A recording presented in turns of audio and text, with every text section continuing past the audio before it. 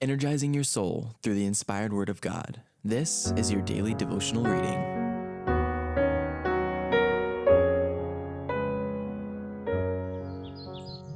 Our High Calling, a devotional by Ellen White.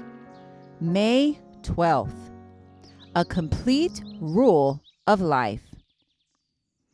Reconciled by his death for my sin, justified by his life pure and clean, sanctified by obeying his word, glorified when returneth my Lord.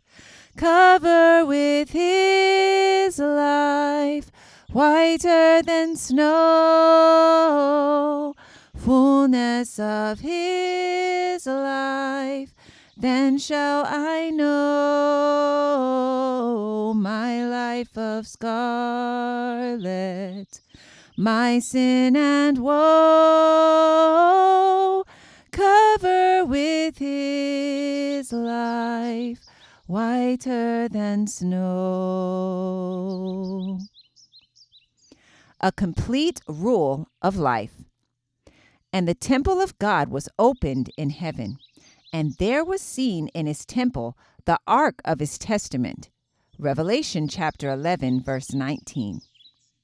Our Redeemer testifies, "Behold, I have set before thee an open door, and no man can shut it." Revelation chapter 3, verse 8. Through this open door into the temple of God, we see the royal law, deposited in the ark of the testament.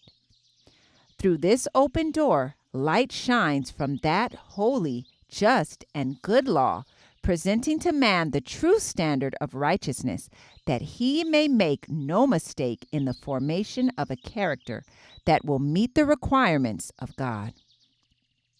Sin is condemned by that law. We must put it away.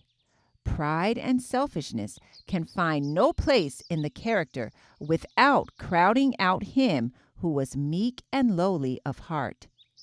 The law of God is the standard by which character is to be tested. If we erect a standard to suit ourselves and attempt to follow a criterion of our own devising, we shall utterly fail to secure heaven at last.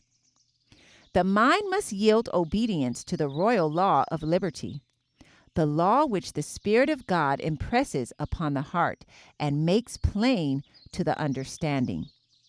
The expulsion of sin must be the act of the soul itself in calling into exercise its noblest powers. The only freedom a finite will can enjoy consists in coming into harmony with the will of God, complying with the conditions that make man a partaker of the divine nature. The law of God given from Sinai is a copy of the mind and will of the infinite God. It is sacredly revered by the holy angels.